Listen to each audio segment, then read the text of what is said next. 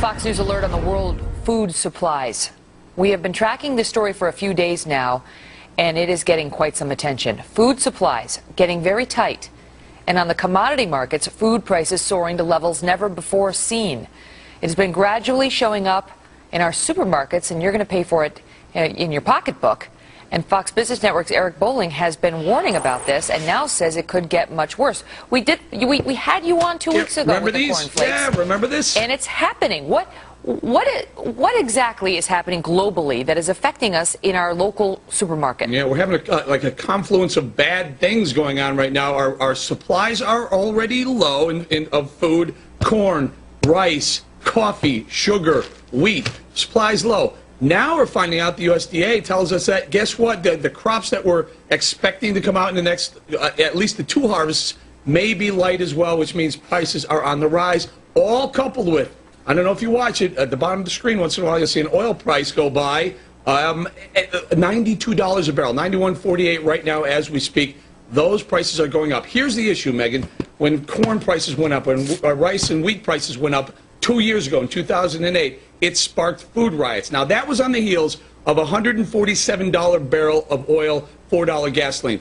We're only, when I say only, I mean only in relationship to 147, we're only at $92 a barrel. If we were to go back to $147 a barrel like last time, that would push all these prices 60% higher.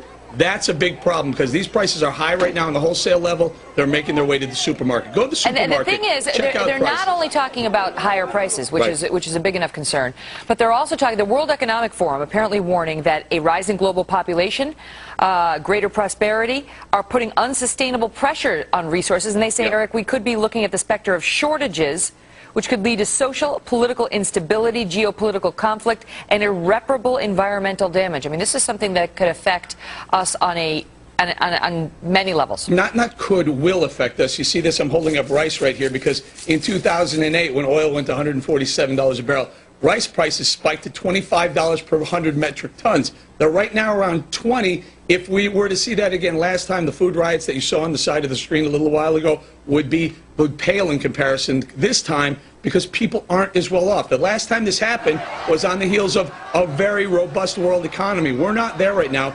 Megan, they were actually giving out cards, credit cards, to buy rice so people wouldn't starve.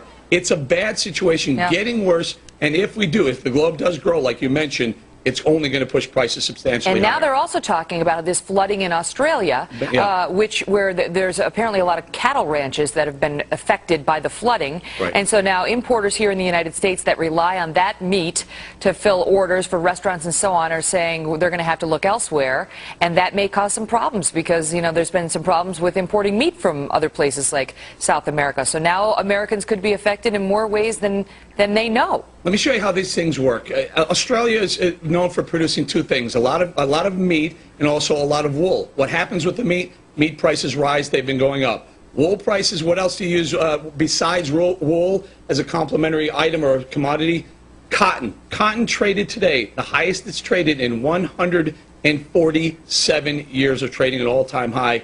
Prices affect each other, so when things like floodings happen in Australia or storms happen elsewhere, they push prices higher, and the bottom line is your grocery bill is going to go up. Yeah, it's all tied together. Eric Bolling, thank you. Thanks.